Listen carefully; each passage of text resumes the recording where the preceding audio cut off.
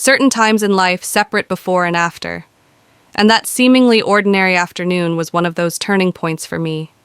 Everything had been routine with Danny. Going on another business trip, I was left alone at home.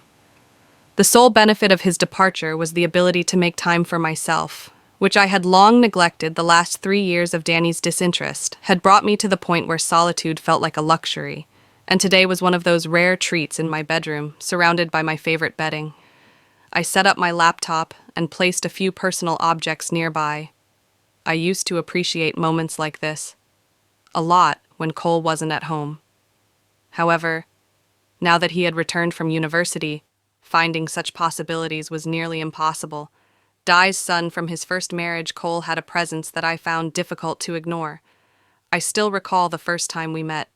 His tall stature, sharp features, and piercing eyes had made a lasting impression. But it was only a brief thought or so. I told myself I knew Cole was out with his mates and wouldn't be back till the evening, feeling secure. I retired to my room for some alone time. I believed I had closed the door, but I hadn't noticed. It wasn't latching properly as I started to relax. Everything went out of control just as I was settling in. Cole entered. The brief seconds that our eyes met felt like an eternity.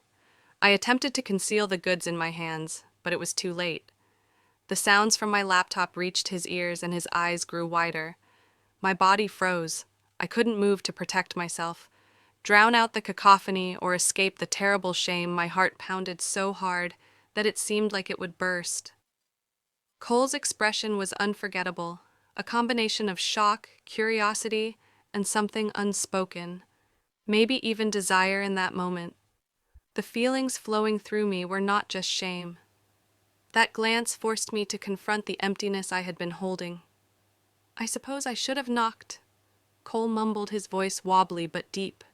He took a slow step back, his stare never leaving mine until the door snapped shut. I collapsed on the bed and buried my face in my hands. What just happened? I was 42 years old, and Danny's son, my stepson, had witnessed my vulnerability. My thoughts replayed the look in his eyes over and over, and each time a weird warmth spread through me. However, I also felt an overwhelming sense of humiliation. That look, it wasn't just a surprise. There was something more about it, something that appeared to comprehend and even want me. Didn't thinking about it seem wrong, even repulsive, but I was unable to stop. My heart raced, and the sensation that sprang within me was more than just embarrassment. I'd previously observed Cole's subtle attentiveness, the way his eyes lingered on me, and the discreet ways he expressed interest, but I'd always disregarded it, pretended it didn't exist. Following this experience, everything felt different. Danny was gone for 3 more days, leaving only me and Cole in the house. I didn't know how I was going to face him, however, underlying my worry of what this could portend. There was an obvious exhilaration, something forbidden, harmful, and impossible to avoid. I assumed it would end here, that it will remain an accident, but I had no idea what awaited me the next day. To hear more confessions like this, and support the station, subscribe, and enable notifications. Trust me, this will be one of the most amazing stories you've ever heard. I didn't see Cole for the remainder of the day that night. I fought to sleep the following day. Passed mostly in silence. Cole remained in his room, and after swiftly cooking a dinner in the kitchen, I returned to the living area. We looked to be avoiding one another, but the tension between us lingered. We were both aware of it, but decided to ignore it by nightfall. I had decided to take a shower, as warm water cascaded over my skin. I attempted to block out the events of the previous day. However, Cole's astonished but ardent expression remained in my mind. I was deep in thought when the power went off. Unexpectedly, the water continued to flow, but the bathroom was now completely dark for a brief while. Terror set in. I switched off the water and wrapped myself in a bathrobe, just as I was fastening the belt around my waist. I heard Cole's voice scream out from the corridor. "Elena, are you all right?" he asked. "I am fine. I think the electricity is out." I responded, my voice wavering slightly. I tightened the robe belt and followed the sound of his voice. When I walked into the kitchen, I couldn't see him, but I heard his footsteps. "We need to find a candle," he remarked, with a tight tone. A tiny illumination from a streetlight outside lighted one area of the kitchen, while shadows obscured the rest as we struggled around. I accidentally bumped into him, bringing my shoulder to his chest. Both of us froze and held our breath. His hands instantly grabbed my waist and steadied me, but that touch was more than just a reflex. "Sorry, I didn't notice you," Cole remarked, his voice low, nearly whispering our eyes. Met barely illuminated by the low light coming in from outside. In that second, the pull between us felt stronger than anything I'd ever felt. "It's okay," I said quietly, my voice quivering despite my efforts to remain cool. My heart was thumping so fast that I was positive he could hear it. Cole's eyes shifted to my lips, his breath brushing against my face as the distance between us dwindled to nearly nothing. "Elena," he muttered quietly, his voice full of emotion at that point. Every barrier I had clung to appeared to disintegrate. The lights flashed back on, and we both moved away immediately, like two individuals caught in the act.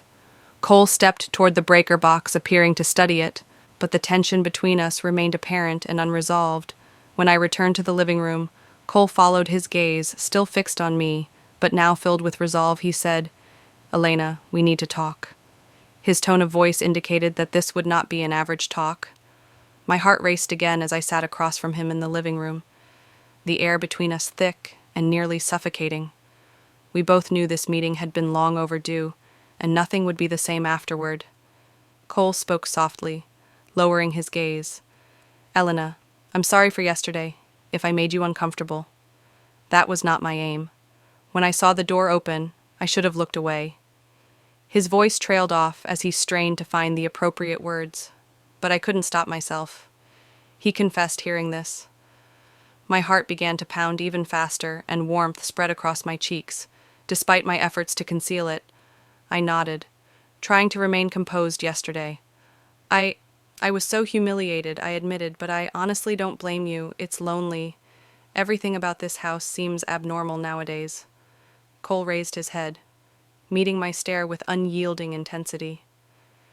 "Elena, you are not what is unusual. It's unusual that Danny is not present, being so far from you." His comments hit me like a punch in the chest. I had tried so hard not to acknowledge Danny's absence, but hearing Cole speak it aloud set something off inside me. "It doesn't matter," I said quietly, my voice revealing my lack of conviction. Cole inhaled deeply and leaned in. "It matters. How can it not? Elena, you feel lonely and it's not your fault." Tears welled up in my eyes as his words tore down the walls I had created. "Loneliness," I muttered. I thought I was used to it, but Cole's loving glance urged me to say more. "However, there are times when it feels really overpowering. I'm not sure how to handle it." Cole leaned out and put his hand on mine. My breath caught at the weight of his touch. "You shouldn't have to feel this way, Elena," he replied, his voice firm and confident. "Someone like you shouldn't be this alone." For a minute, I became engrossed in the sincerity of his words and the weight of his hand on mine. My gaze went to his face, and I realized how genuine he was. That's when I realized it wasn't a simple misunderstanding. Cole sincerely intended it. I attempted to steer the topic away from the tension. "I want to talk about Carly." I added, my voice more steady. "I was concerned about you when you said you had split up. But why?" Cole hesitated briefly before taking a big breath and returning my gaze. "I haven't felt anything for her in a long time." He confessed that relationship ended a while ago, but I couldn't bring myself to admit it. I examined his expression attentively. "Why now? Why did you decide to end it?" "Now." Cole averted his attention for a moment before returning it to me. The intimacy between us was intense, and I could feel his breath.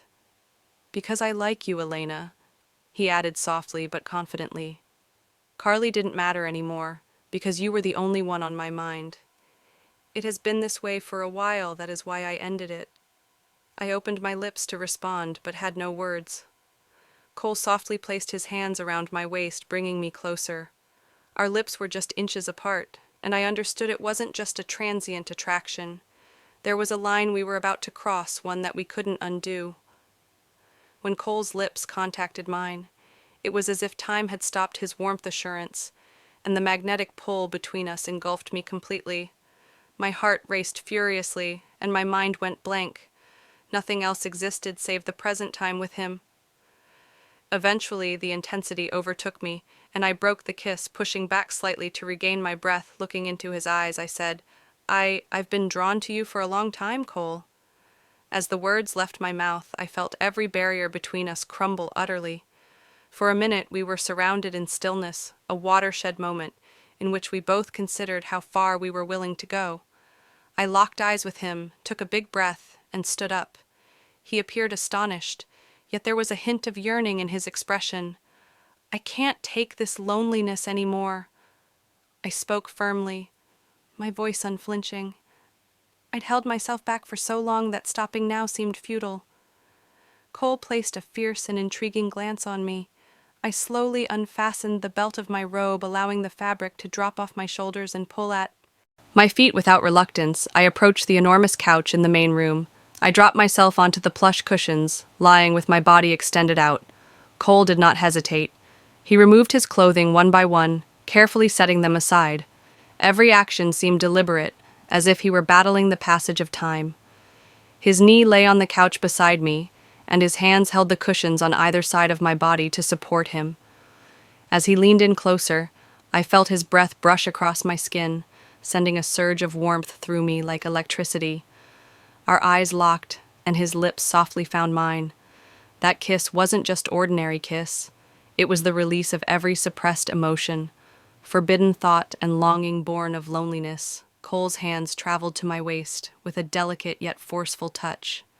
My gaze fixed on Cole, and I felt something awaken inside me, something I thought I'd forgotten. The more Cole spoke, the more I was pulled to him. My body began to tremble, and I closed my eyes, making a loud sound. When I opened eyes, I noticed Cole's strong shoulders and instantly placed my hands against his back. His face was red, and we were both gasping. I was completely immersed in that moment, and Cole appeared delighted and full of devotion. Just as my body trembled, again I pressed my claws into his back. He appeared to love it greatly, and he let go as well. A warm sensation went through me, filling me with an overwhelming sense of happiness. Every moment with Cole was fascinating and scary. Danny still had a few days before he returned, and Cole and I experienced intense moments that obliterated all boundaries. It felt so natural, so inevitable, that the wrongness of it all faded into the background. Cole's presence filled the void left by Danny's disinterest, making me feel alive again. When Danny returned, his apathy remained unchanged. The loneliness I felt during his absence, combined with the connection I had with Cole, emphasized the distance between us. Despite Danny's homecoming, Cole and I kept texting even when he was home. Talking with Cole filled a vacuum that I could no longer ignore. One seemingly routine evening, Danny casually remarked that he had a work meeting and would not be home for the night. I couldn't help but smile as a sense of joy rushed through me. I picked up my phone and began typing a message to Cole. "Danny is not home tonight. It's only us. I cannot wait to see you." My fingers paused over the submit button for a few seconds while my heart raced, but I finally hit it. Setting my phone down on the table, I let a faint smile spread across my face as I considered the evening ahead. What I didn't realize was that Cole was in the midst of a heated argument with his ex-girlfriend Carly. Her unrelenting focus on him had pushed him to his breaking point, and he decided it was time to stop it. Carly's eyes were filled with resolve and hate as she interrupted him. At every turn, Cole told Carly, "That's enough." In a stern but weary tone, "Stay out of my life, I don't want it anymore." Cole's phone buzzed on the table, catching Carly's attention. Her brows furrowed as she caught a glance of the TV, and the phony smile she was wearing faded. "I knew it," she hissed venomously. "I saw you both kissing." Cole lunged for his phone, but Carly backed away, clutching it securely. "I will tell Danny everything." She spat, her voice full of hatred. "I have been keeping an eye on you both every day." Cole's heart plummeted as he realized things were getting out of control. Later that evening, Cole informed me of his conversation with Carly. "I spoke with her yesterday." He began with a calm voice, Nothing occurred. I simply told her to leave me alone. She'd been bugging me for a time, but it is now finished. His remarks provided some relief, but a nagging sensation of dread persisted within me. The next day, Danny's behavior changed unexpectedly. He became unusually attentive after breakfast, normally aloof and chilly. He suddenly seemed to be everywhere I went, closely scrutinizing me at all times. "Are you fine?" "Elena, has there been anything going on lately?" Danny inquired, his gaze fixed on mine, a tinge of mistrust in his voice. His newfound focus lasted throughout the day, and with each passing hour my terror got more. By the evening, I had had enough. I sent Cole a message. "Danny's acting seems weird. He seems suspicious about something. I'm really scared when I hit." Then the doorbell rang. When Danny opened the door, Carly's words boomed down the hall. My gaze shifted to the corridor, and I felt a shiver run down my spine as I spotted her. Carly stood there, a mischievous smirk on her lips, her gaze shifting between me and Cole. Her gaze said everything she knew, and she had clearly decided how to apply her expertise. Danny, still ignorant, inquired, "Carly, what are you doing here?" His speech was confused, but Carly's piercing gaze never left him, as if she had perfected this moment. Carly greeted Elena with a mocking tone. Her keen look penetrated me, leaving me breathless. She cast a fleeting glance at Cole before returning to me, her grin broadening. "Looks like we have a lot to talk about," she added smugly. Something inside of me crumbled in that instant. My mind was filled with crazy thoughts. What does she know? What will she say? Will she inform Danny? Is this the end of things? My hands trembled as I glanced at Cole, whose eyes reflected my anxiety. Carly, with her placid yet wicked smile, was the most dangerous presence in the room, conveying a silent threat. And that's when I realized it was merely the